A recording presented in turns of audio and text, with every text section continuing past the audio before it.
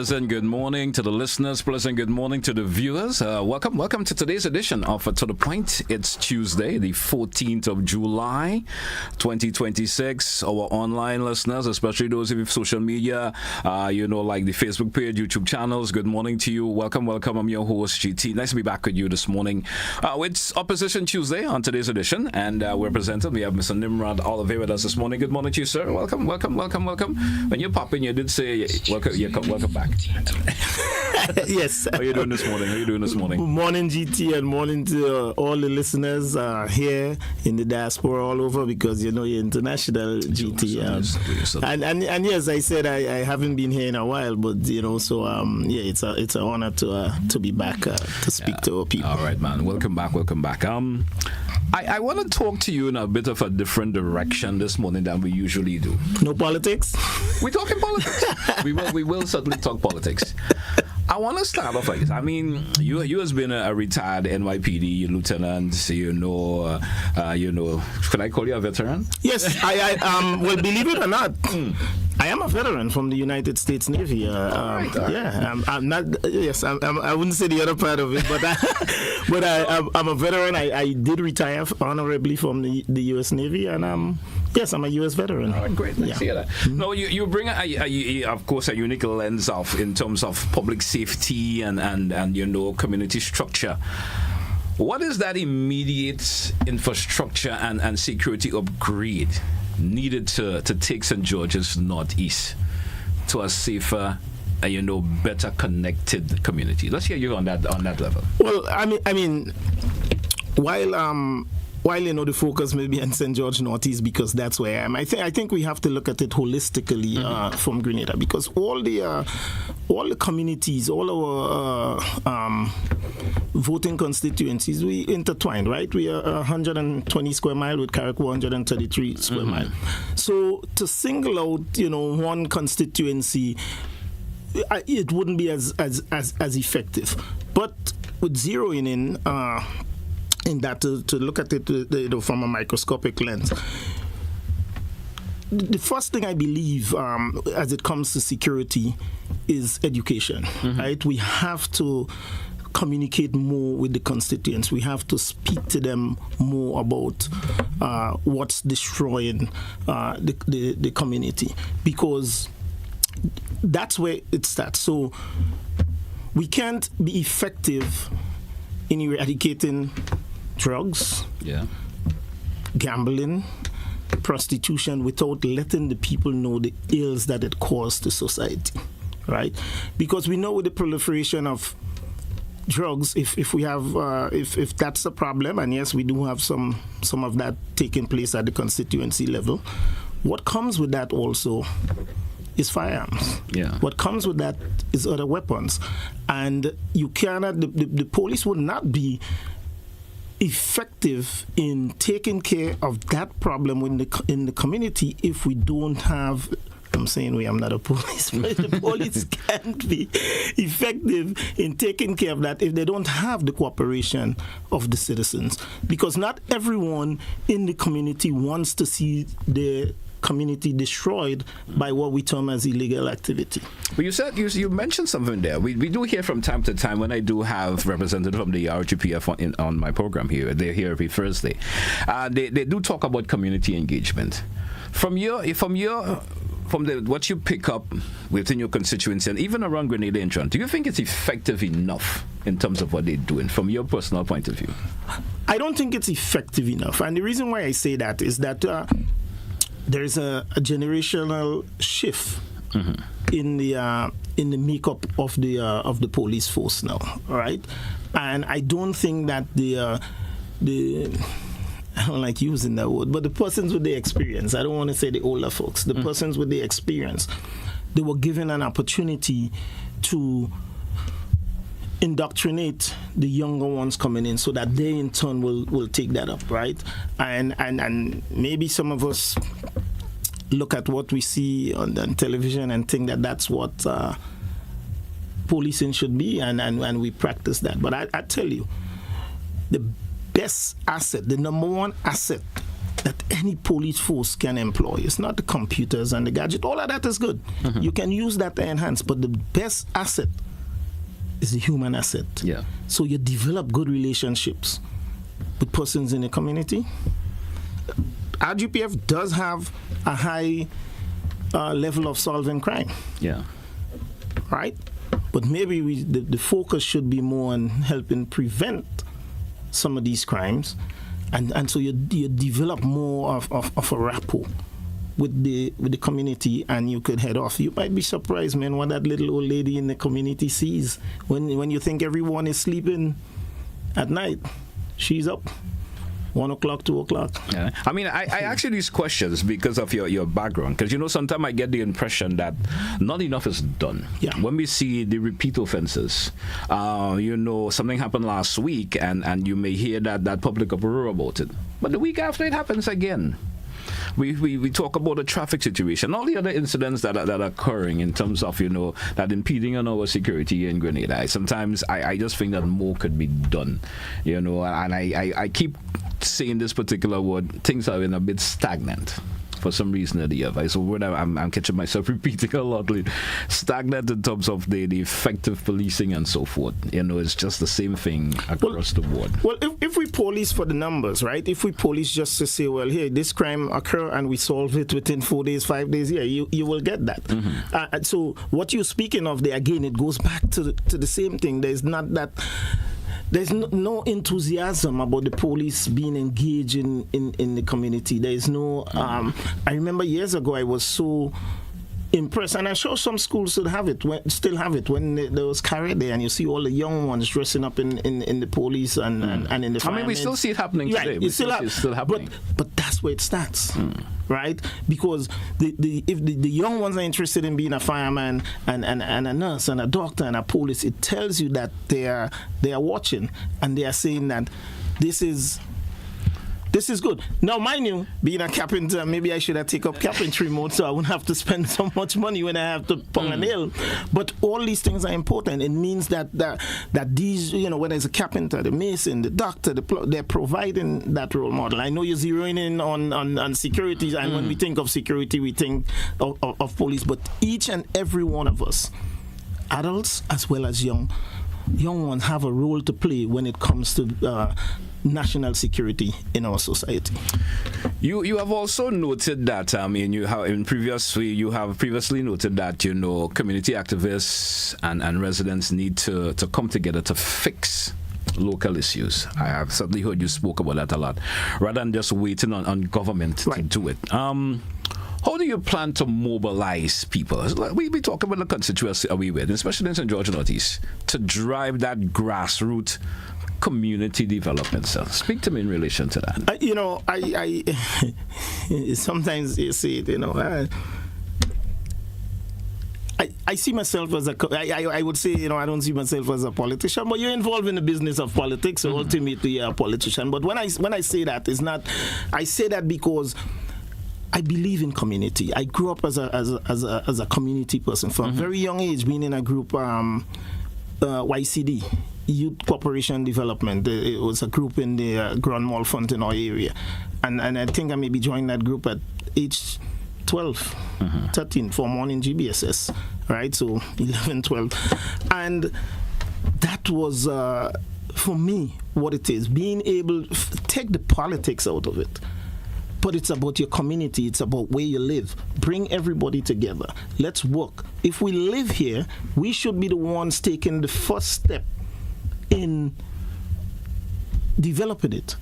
And then I think once that is done, then the powers to be in terms of the administration, in terms of the government, has no choice but to say, hey, this group is doing this and this group is doing that. Maybe all they need is a little binders to make that road, and it starts with the people in the community, and I think once we get them to unite. So I intend to make sure when I'm elected as the next representative in St. George Northeast, it's about working together with everybody, because I'm there to serve everybody, whether you are NNP, whether you're NDC, whether you're DPM, whether you're Gary. It's about the community, and the community belongs to us. So it's no segregation. It's not about let me know who's an MP so they can get. And if you're NDC, you're not getting. No, it's about all of us. And in getting, we means developing the community so that it benefits each and every one of us. You know, mobilizing the individuals in these day and times is different to where it was, let's say, 20 years ago. You know where I'm coming from. Even 40 years ago. Even 40 years ago. It's, with the segregation there is now in various communities, as small as Grenada is, because you know folks in most constituencies in that political divide, how we're divided politically. So getting folks mobilized in a particular constituency, do you see that as being really that easy to do? I mean, it sounds like it could be done. But I just want to get, if you get where I'm coming from. It's not easy, but it's doable. And if you believe in it, and you, as a leader, the people elect you to lead, so you lead from in front, right? You don't say, you all do it, and then call me. No, you got to go in front, pull your sleeves up, pull your pants up, and you get involved. At GT this weekend, I spent this weekend in the beautiful Carriacou. There was a soccer tournament that was involved for the kids. I don't know if you saw it. But the club that I'm involved with, my father being a founding member, Fontenoy United, we went up with about 50 kids, about 50 persons. Just Brands, my good friend Lester, brought up 100 and something kids. Rangers was there. There were teams from St. Vincent, right? What did we do? We slept in a school because I wanted my son to get that experience, and the young ones were so happy, right? But it's not just about, all right, well, you're there, and so, no. What was I doing? I was in the kitchen cooking breakfast for them, cooking lunch, right? And these are the things that I believe we do it as adults, not just always leading from in front, but you get your hands in it. I couldn't eat the flour though, so, but I turned the bakes. I fried the bakes, right? I cooked the fish. I cooked the chicken. I'm with other parents and other coaches. Okay. But so I strongly believe, yes, it's doable. But we have to be involved and lead the way in doing it. All right. You know, your platform also emphasizes a lot on helping the poor. You know, I hear that from time to time. The vulnerable, as some folks don't like to use. They don't like to use the word. I don't know why. And, you know, youth mentoring and so forth. What specific local program, training center, you know, economic safety and nets do you want to establish in the in your particular constituency to lift that particular demographic of individuals? So, when you say training program, but right away, so I'll start with this. Sports is near and dear to me, right? And I believe a lot can be done through sports. And through sports, you get to sometimes, you know, get the young kids involved. And let me give GFA a plug now. They have the grassroots program going on in every parish now for the young ones. School is out, so get the young ones registered. Play soccer, male as well as female. That's one of the sports. I could speak for GFA, but I'm sure there's probably other programs, cricket and so. But let's get our young one involved now that school is out. But going back specifically to your question, sports is near and dear to me, and I definitely, when elected, would I probably wouldn't be the Minister of Sports, but would definitely engage whoever is the Minister of Sports to invest in St. George Northeast to have some proper training facilities and grounds, improvement in the grounds for our young. One of the other things, I mean, we can't say too much of what I want to do, but personally, and you know, if it's something that the administration doesn't have the resource for, but I really want to embark on a resource center at the community level, not just a resource center where you know something with an outfit, maybe 50 to 100 computers, where kids at the end of the day can come and you have the personnel that can help them with their homework, help them with reading. Listen, my brother and Grenada, we do have a problem with reading in this country, and sometimes we say, well, how come the kids can read? But sometimes it starts with us, because if we, the parents, can't read, we can't help the kids.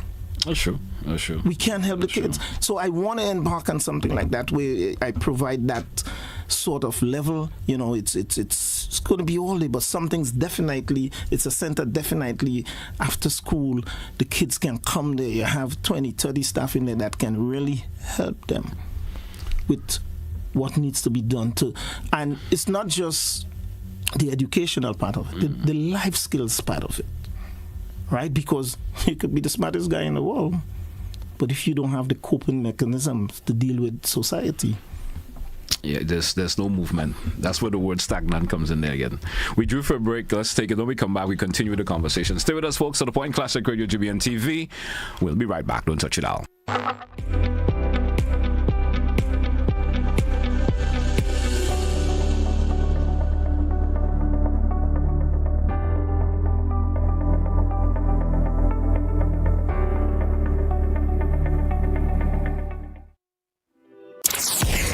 Artists, one stage, one champion. GBN Spice Up the Carnage 3.0 is here. After crowning Warner in 2024 and Dreadline in 2025, the search is on for Grenada's next breakout star. The competition kicks off Thursday, July the 23rd with the quarterfinals. All 30 artists battling for glory. That is the semi-finals on July the 30th before the grand finals August 6th. Come to the Carnage, cheer on your favorite artists, enjoy unforgettable entertainment, win tickets for major Spice Mass events, and so much more. GBN's Spice Up the Carnage 3.0, powered by Flow, Huggins, Answer Coatings, Glen, Springwater, Grenada Distillers Limited, Tropical Catering, Sandals Grenada, the Grenville Cooperative Credit Union, and the National Lotteries Authority, with support from the Grenada Film Company, the Spice Mass Corporation, and Jambalassi Grenada. Spice Up the Carnage 3.0. Be there. Grenada, are you ready for the most epic cool down after Spice Mass? Because on Wednesday, August 12th, the Grenada National Cricket Stadium becomes the home of one massive soca experience. Carnival Encore, Sunset Over White. Are you ready? Featuring not one, but two international soca giants, Marshall Montano and the Monk Band.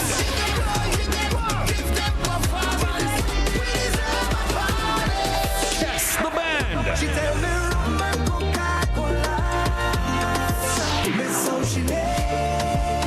And they'll be joined by some of Grenada's biggest soca superstars for one unforgettable night of music, vibes, and pure island energy. This is the event that keeps the carnival spirit alive. The final celebration, the encore, you don't want to miss. General admission and VIP early bird tickets are sold out online. General admission $150, VIP $550. Get your tickets now at gotofed.com and the official Sunshine Promotions outlets. Carnival Encore 2026, Sunset Over White, Wednesday, August 12th at the National Cricket Stadium. When the road ends, this is the encore. This Emancipation Weekend, freedom takes the sea. The Media Workers Association of Grenada invites you aboard Unscripted, the Freedom Edition. Friday, July 31st. Step into an unforgettable night of music, vibes, culture, and connection aboard the ultimate summer cruise experience. Meet your favorite media personalities, party under the stars, and celebrate freedom the unscripted way aboard the Ecstasy. Boarding is at 7 p.m., sailing at 8 p.m. Dress code Freedom Chic. Bold, stylish, unapologetically you. Tickets are limited and going fast. Get your tickets online at GoToFed and at recognized ticket outlets. Unscripted, the Freedom Edition, because the best stories are the ones you never planned.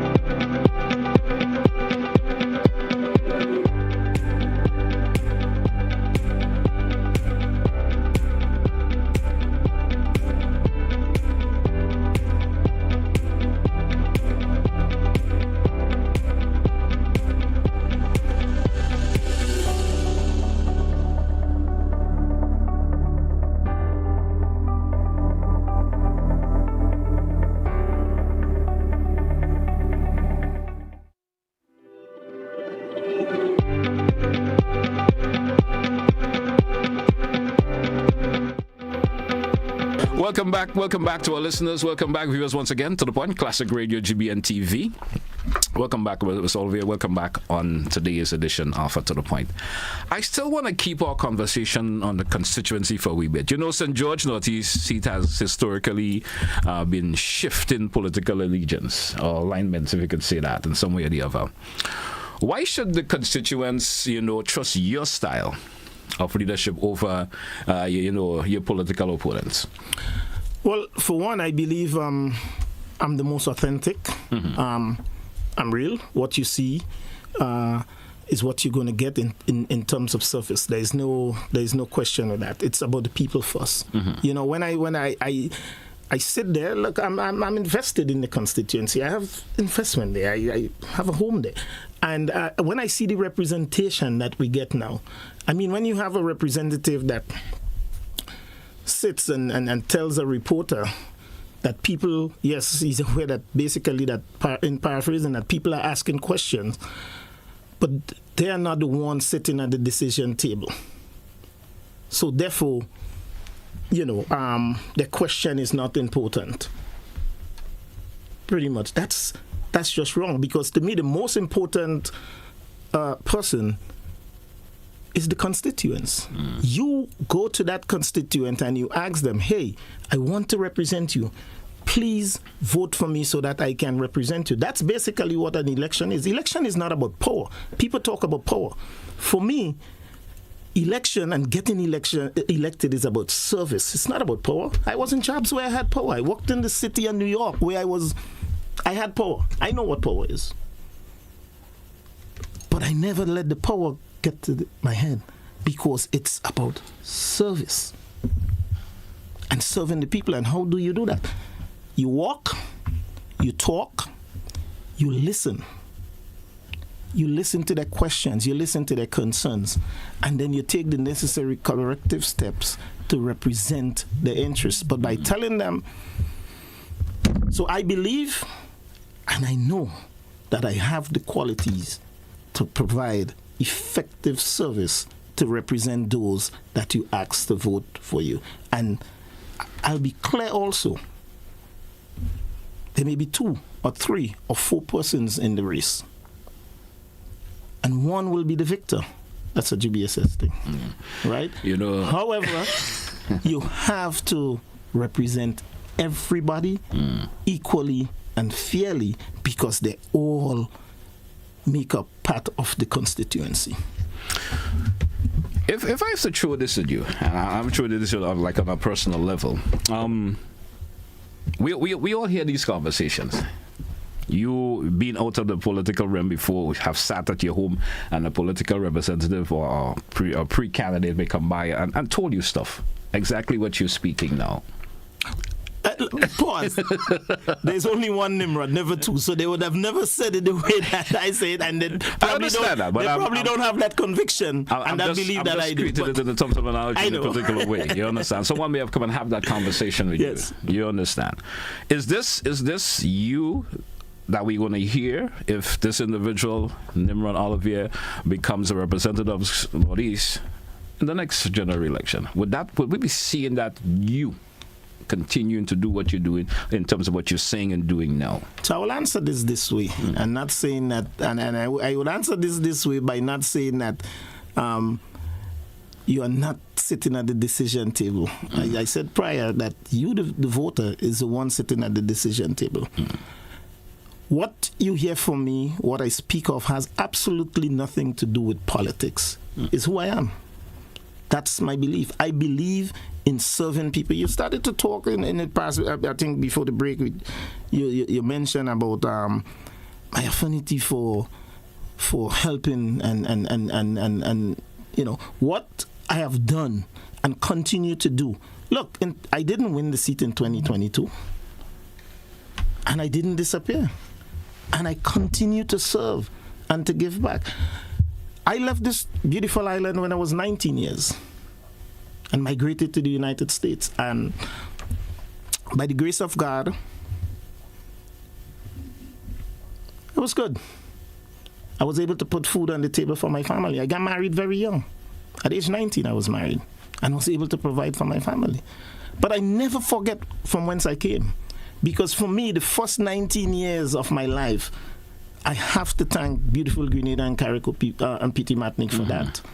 So I never forget that. So therein started my journey. As long as I stayed in the United States, it was always about Grenada, Carrico, and P.T. Matnick for me.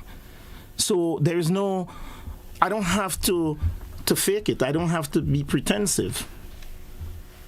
It's natural. It's God bless me. I'm not filthy rich, but I've always believed if I have $1 and 3 or 4 or 5 persons come to me, that $1, all of us could eat from that $1. Yeah. Because I'm contented in life. I could probably live on 10 cents out of that $1, and at the same time, my great satisfaction come knowing that I helped 9 other persons with that $1. It's not about me. I'm good. Let's hear your thoughts on Grenada's national economic growth just a wee bit. We know recently you've been elected as the national treasurer of the new national party. With your peers, praising your financial acumen and so forth. From a national standpoint, sir, what fiscal policy or investment strategy do you believe Grenada must adopt to achieve that true economic stability? Well, I must go back to what our parents told us, and we probably didn't understand at the time. We can't put all our eggs in one basket.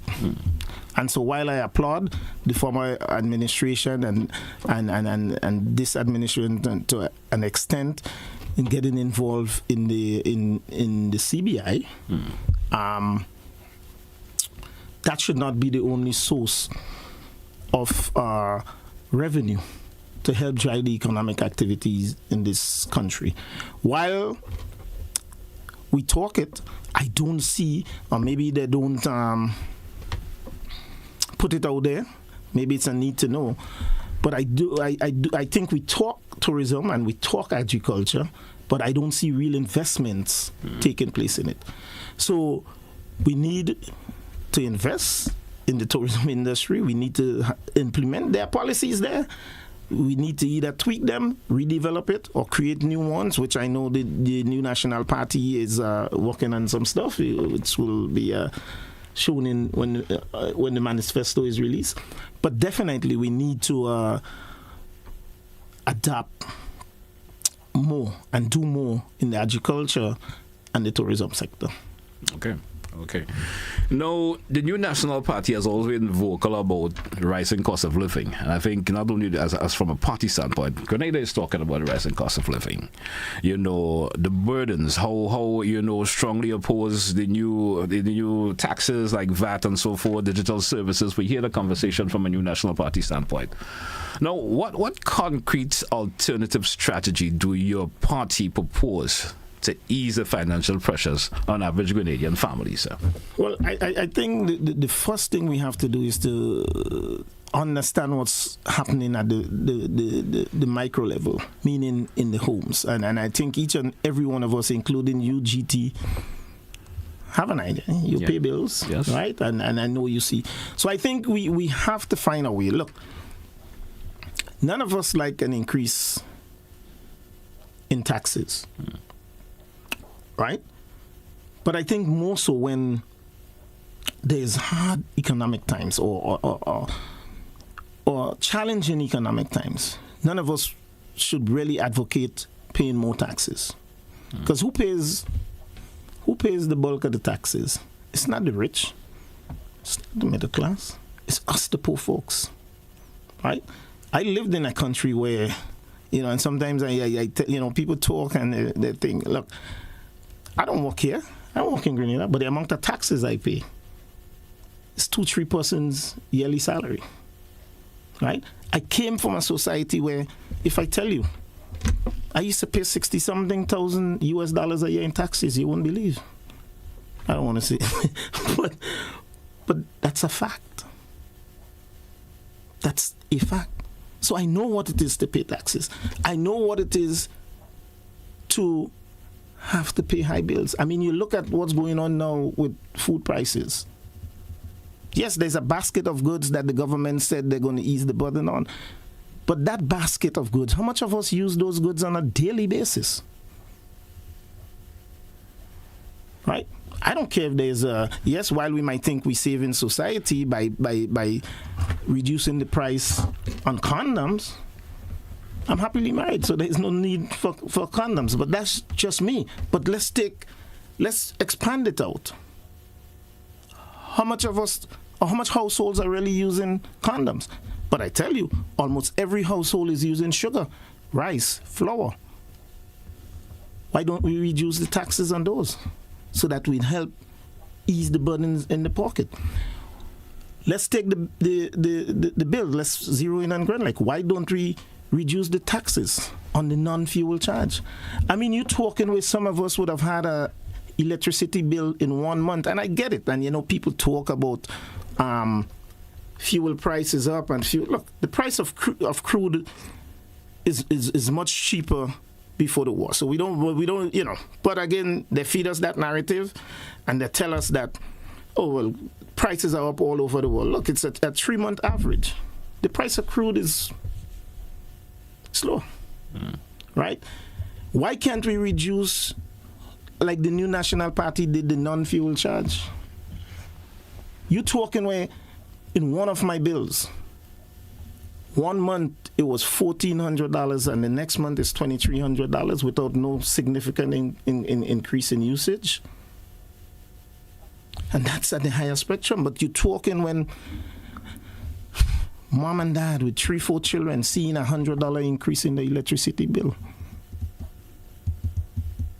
So we as an administration have to do something. And then to address the situation, the government hides in the back and sends the CEO of Glen to talk to us. No, look, Glen is owned by the government. The government is the majority share. So I would like to hear my minister that's responsible for it, or some permanent secretary or somebody come and tell the nation the reason why, as to why this can be done. I don't want to listen to the CEO of the company. The CEO of the company has, whether he works for the government or the minority shareholders, his main role is to generate a profit and to maximize a profit for the company. But the government could say, let's not focus on all profits, but to make sure that the citizens are taken care of. But then again, we once heard from the minister, I believe, that the minority shareholders needs to see a return on the investment, i.e. profit. So I know the New National Party would take measures. I have one more question for you before we take the break. We know you had you spent a significant part of your career in the U.S. How can I put this to you? You understand the power of the Grenadian diaspora. You understand the power of that. How can the government better engage, the channels, the diaspora capital and expertise? How they could channel that back to, development projects in Grenada? Well, for one, you have to unify, right? You have to unify the diaspora, and you mentioned earlier on, because of the political diversity that we experience, it might be a little more difficult, right? But people, the U.S. they organize and they vote in blocks, right? So whether it's the minority vote, the Hispanic vote, In other words, I'm trying to say, if they're able to organize the diaspora, the Grenadian diaspora, and then you channel that into one voice, and the most legal thing in the United States of America? Lobbying. It's legally illegal, right? But it's legal. You can lobby. So I'm saying that to say, if you're able to unify the Grenadian vote, you can put that block behind a congressman, a local representative, a mayor in the New York City, and say, we'll get you the support, those that are U.S. citizens, and they can vote. We get you that support. But in turn, we need you to help us with this, and that. And the help is what answers your question, because you can now lay out and say, hey, we need to build 2 schools. And you give them the plan, but this is where we need the resources. And it happened. Part of my military career was winning hearts and minds, not in the United States of America, but in the Middle East and Africa. And you go there and you build the schools and you build the water treatment plants, and you build that, all with the US dollars. All right. We drew for a break. Let's take it. When we come back, we continue the conversation. Stay with us, folks. To the Point, Classic Radio, GBN TV. We're coming right back. Our people know you don't build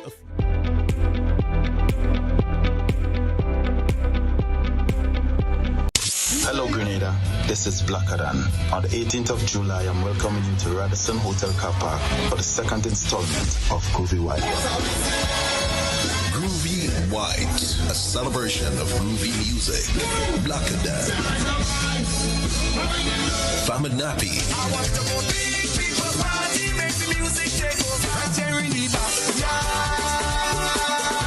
Nyla Blackman.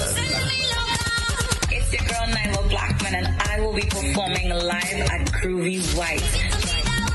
College boy Jesse. Christo. Alma boy, Angie boy, Happy boy, Inspector, Lava Man, Valine Mandela Lakes, Mr. Killer, Sabrina Francis, and Briggy Atmosphere. Grenadian host, VC, and live from Trinidad, Sunny Bling. General tickets, $100. VIP, only $500. Groovy White, Radisson Car Park, 8 p.m. to 2 a.m. Saturday, July 18th. Sponsors. Fly the Jones Suit, it's Lavaman, your host, and it's all about GB and Spice of the Carnat Soca Monarch 2026. We're back and in full effect. Thursday, July the 23rd, it's the quarterfinals.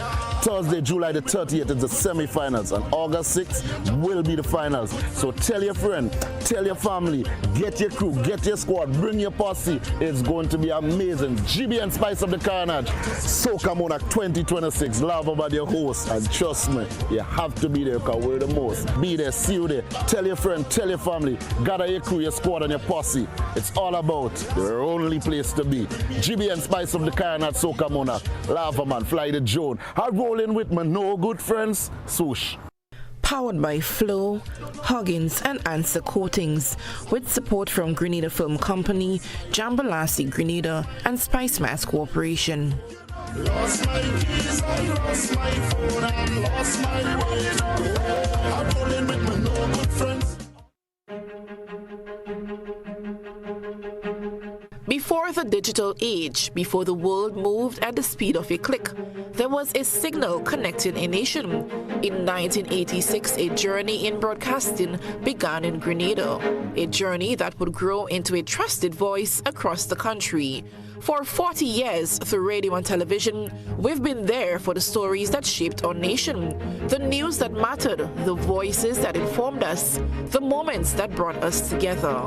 Your stories, your voices, your moments. The Grenada Broadcasting Network, 40 years strong, one nation, one network.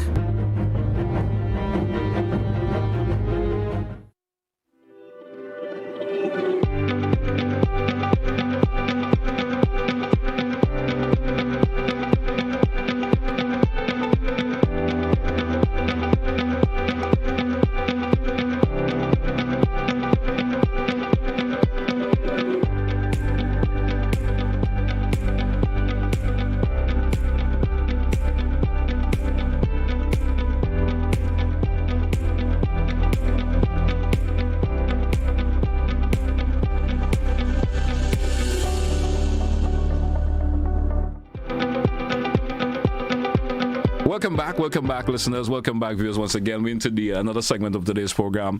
Mr. Ollivierre, welcome back. I want to talk to you.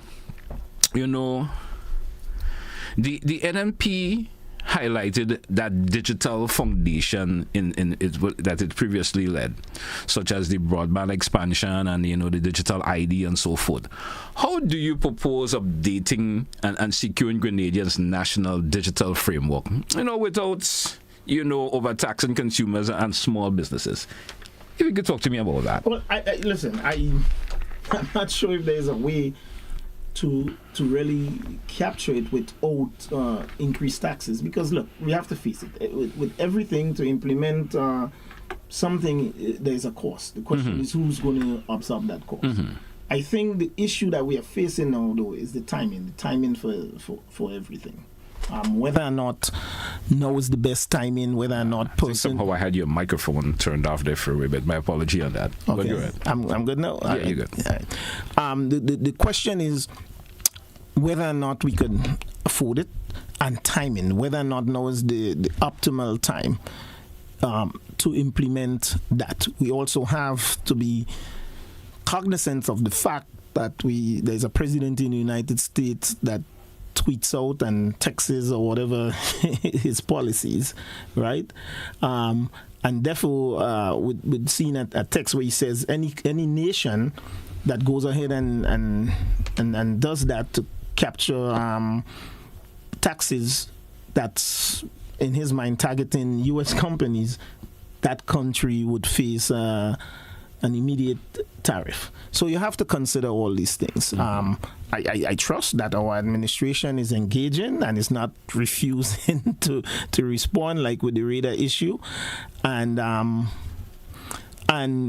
to see. The bottom line is it's about the economics of the proposal.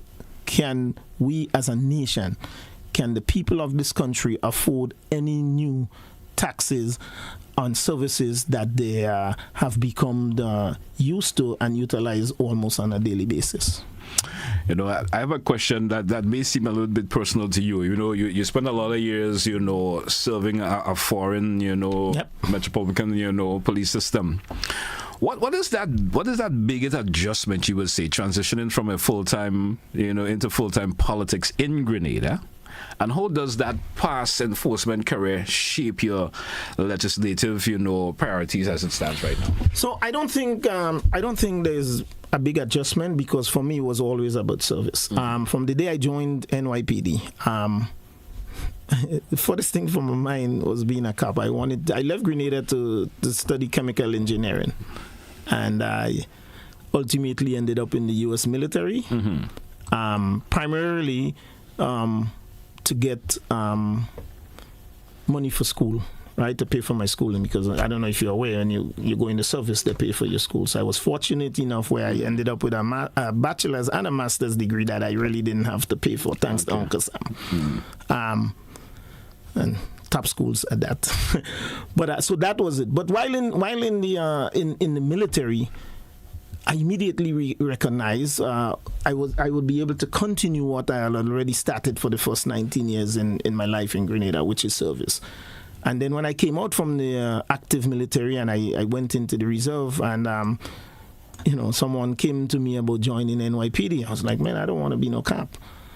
And you know, he basically says, man, you will be a good cop. I was working in an electronics store on Flatbush Avenue selling electronics, and he said, I see how you deal with people when they come in here to buy stuff. He says, and when you deal with West Indian people in such a way, it's not about just taking their money. And he says, when someone comes in from Grenada, and back then, I mean, you're talking in the early 90s, it was few and far here in a Grenadian in Brooklyn, Flatbush Avenue.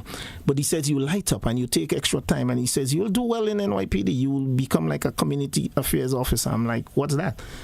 You'll get to serve your community, he said. And I was like, So I went into NYPD, and from day one, I was fortunate. Graduating the academy, I was placed in a West Indian. It was mixed, West Indian, Jewish, Spanish community, but primarily West Indian and Jewish. That was the 71st precinct in Brooklyn on Empire Boulevard. And so working there, for me, was always about service, because people saw policing one way, and it was about the police against the community. But for me, it was about helping. Look, you break the law. But even if you break the law and you're going to get arrested, you could still leave people with their dignity. And you still take the time to explain to them what they did wrong, and help them. And for me, it was always an educational thing, so that you don't see repeat offenders that you spoke about earlier on, right? It's not about people repeating, and you try to help them. So for me, getting into politics, and then as I get promoted throughout my career, I get promoted, and with every promotion, it becomes more political, right? Because you now have to hire, you now have to answer to hire people up the food chain, of the ranks that are more deeply into politics. My last assignment in Manhattan, strictly politics. I mean, you're working in the Mecca of New York City, Manhattan, and at the borough level, meaning at the office that oversees all the precinct in Lower Manhattan. Yeah, it's nothing more political than that, because you're getting calls from the mayor's office, from this office, from that office, from the senator, so it's being able to be in the middle, and while you take care of what the job needs, you're being able to take care of the constituents, the people that you serve. For me, it's about service, and so therefore there is no big major transition for me. Tell me this, the new National Party, of course, with new and being there now with the new political entities that is emerging in of course in the opposition landscape, and the NMP is executing his political conversations, especially in having the town halls and so forth. How do you see the party evolving to bridge the gap between what I will say, the traditional NMP stalwarts to the young generation of voters right now? Talk to me about that. That's my final question before we entertain some calls. Well, I think it's definitely a positive. It's not only a positive for NMP, it's a positive for Grenada, because it's showing you that there's persons that are willing, regardless of what you saw. I mean, you talking that here is a party that lost the election 9-6 in 2022, and you in the opposition, and the party in that's administrating the affairs of Grenada, rallied behind the young voters, and they got the support. But here it is, you're in opposition. I mean, normally when you're in opposition, people come to you, they say you're done and out, and you heard that narrative. But yet there's a line of young people wanting to come into the new National Party, putting their hand up and say, hey, I want to serve. And then you talk and you're like, hey, you realize that we're in opposition and there might be a lot of work ahead. And they say, yes, that's who the party. And I didn't necessarily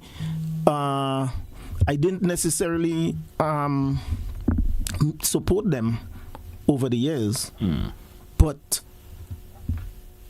now I see the vision, I see the policy, and that is the party that I want to come into and put my hands up and say, I want to make that contribution to Grenada, and I want to do so with the new National Party. Specifically with the stalwarts, I think the support is there. I mean, we see Dr. Mitchell still didn't just say, well, okay, I'm done. I was not re-elected as the chairman. He gave up chairmanship. He gave up everything that was said he wouldn't do. He did. He gave up being opposition leader. He gave up chairmanship. He gave up not running in the constituency again. But while he's enjoying some perks of not being in frontline politics and dealing with all of that, he's still saying, I'm committed to be here to pass some knowledge on you. Same could be said of Brother Bowen, Sister Clarice. And I think the young ones that are coming into the party now embrace that, because we don't know it all. I'm saying we because it's still, I'm still a so like a newbie, as they would say. We don't know it all, and so you need some experience, and they are standing there saying, "Hey, we're gonna show you guys you're on your own, but we're gonna be there to point you out." If we look at this weekend in New York City, I'm not sure if you got a chance to follow, but if you look with the exception, Sister Emmeline was there, the political leader, and Sister Kate, who ran successfully the last two elections, but everybody else was new in the political arena and was able to hold their own. They stood up, delivered their message, and then was able to answer questions that were posed by this. So I think that's the new dispensation that we are in, and I think we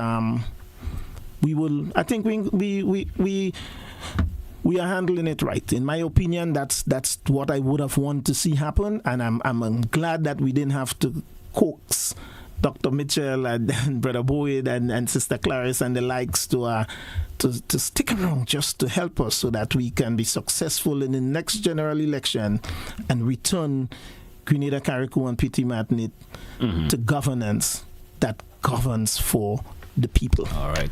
Well, we have approximately 10 more minutes left on the program. So in this 10 minutes, we're going to, of course, entertain some calls and get a feedback from our listeners and viewers. I beg of you, listeners and viewers of those of you calling, to be very brief in terms of your contributions so we can accommodate as many callers as possible. We do have our first caller. Caller, you're live. Good morning and welcome. Yes, good morning, Mr. Ollivierre. How are you doing, sir? I'm good. Morning to you. Wonderful. I love your enthusiasm. I love to see and know of your achievements and what you've done, and I'm proud of you. However, do you believe in polluted knowledge? Because you can have, in other words, the underpinnings, the people of your foundation, of your party, that the set of precedents they have set in the past in terms of their lives and in terms of their lack of vision, what they had for Grenada.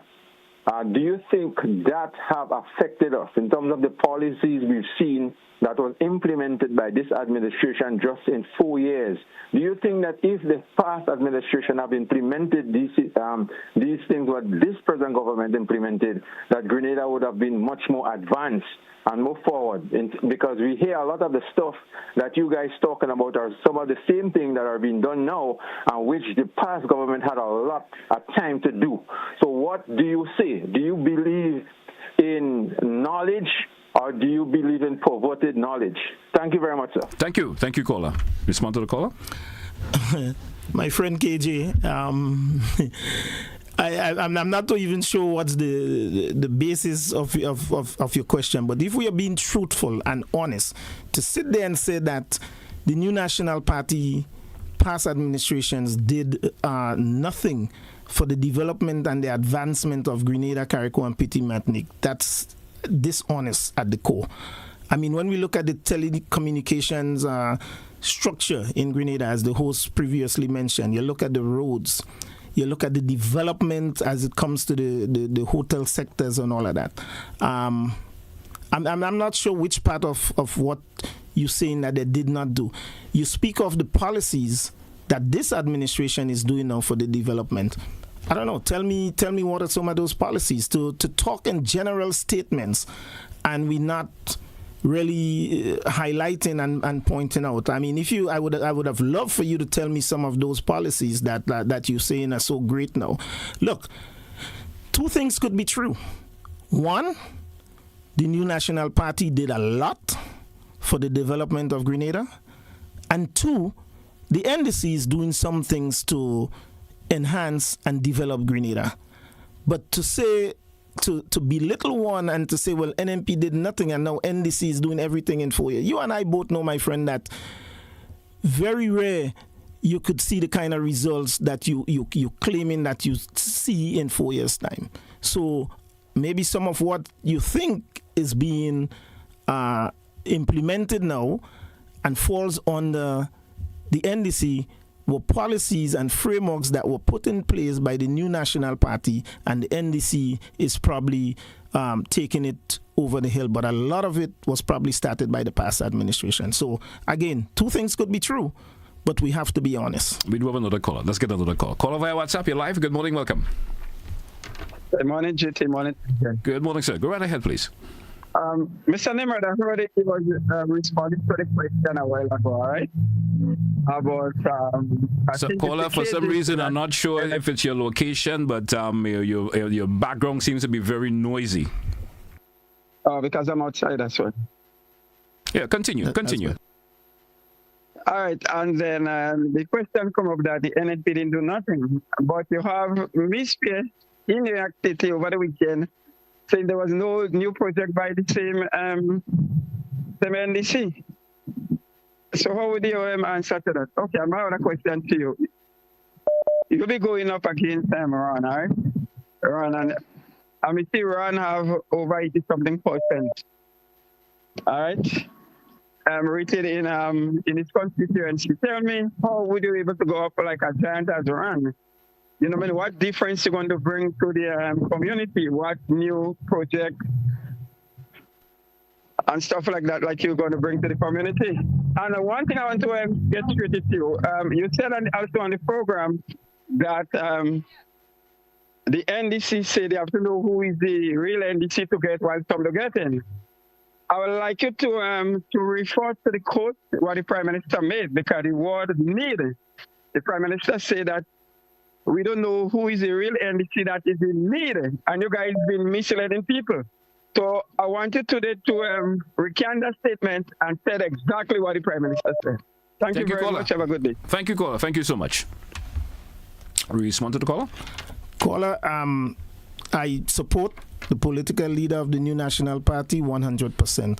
There is absolutely no physical program that was started by this administration in Grenada, Carriacou, and Petit Martinique. That's a fact. None in the last 4 years. And if you can point any physical problem to me, I'm here to learn. I'm not going up against anyone. The constituents of St. George Northeast will decide who the next representative will be. I'm not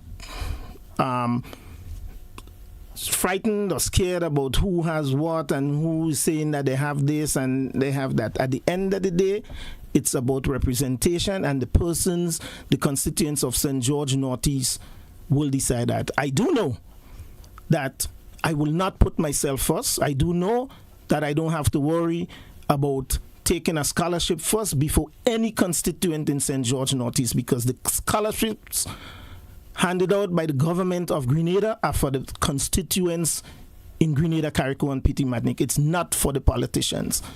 I do know that I would not use government resources to fix my gap first or at any time, because again, those resources are for the hard-working, tax-paying citizens of Grenada, Carriacou, and Petit Martinique. And you want to talk, we're talking honestly here.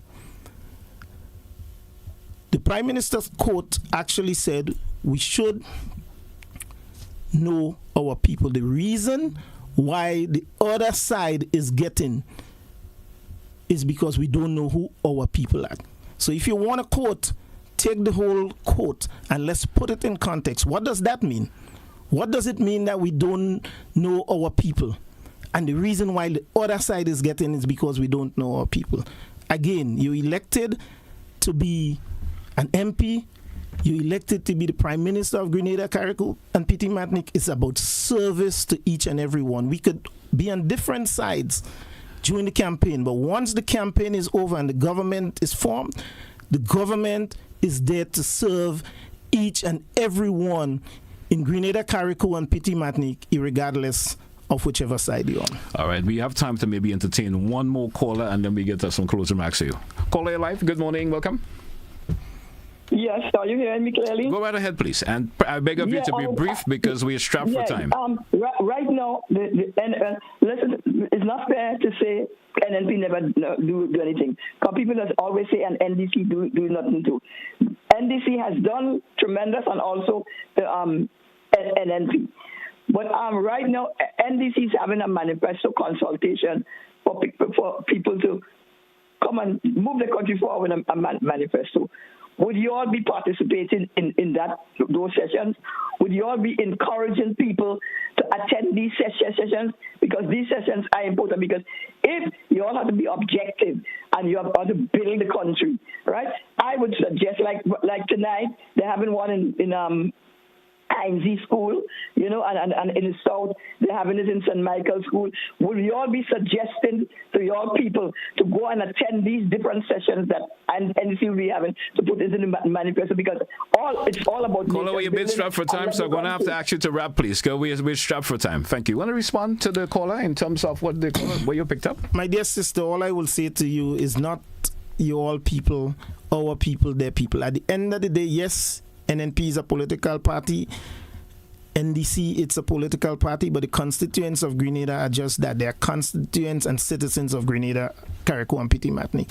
So no one in the NNP would discourage anyone from going and participate in any forum that may or may not benefit them. While some of us, including me, might have my reservation about such forums because I don't think the NDC fulfilled their manifesto promises from the last election. So to come now to the people and say, let's converse, it might be a horse of a different color. Well, let's don't talk about horses. But we drew for time. We have to wrap. Anything in closing? Yeah. So in closing, I will just want to say that Grenada belongs to each and every one of us, right? Grenada belongs to each and every citizen, and I think it's about high time we start talking about service rather than us versus them. If anyone wants to participate in any of the forums, that was out. The New National Party, on May 19th, I believe, at that meeting in Carriacou, our political leader spoke about the New National Party's manifesto for the people. It was a manifesto. So NNP first spoke about that, and we never discouraged the NDC people from participating, and therefore we would not discourage NNP from participating in whatever discussions are taking place regarding manifesto right now. So Nimrod, I want to thank you once again. It's a pleasure always to have you. Kind of took the conversation on a different level. That's okay. It's all good. It's all good, man. Thank you once again for popping in and speaking, and of course got to get to see you from a different light in this morning. Today's conversation. Thanks a whole lot for popping. Thank you for having me, and good morning, Grenada, Carriacou, and Petit Matney. Thank you for listening to me. All right, have a good one. Hey, folks, that's how we're going to wrap today's edition of To The Point. Thanks all who contributed. Have a good one, folks. That's where we say goodbye.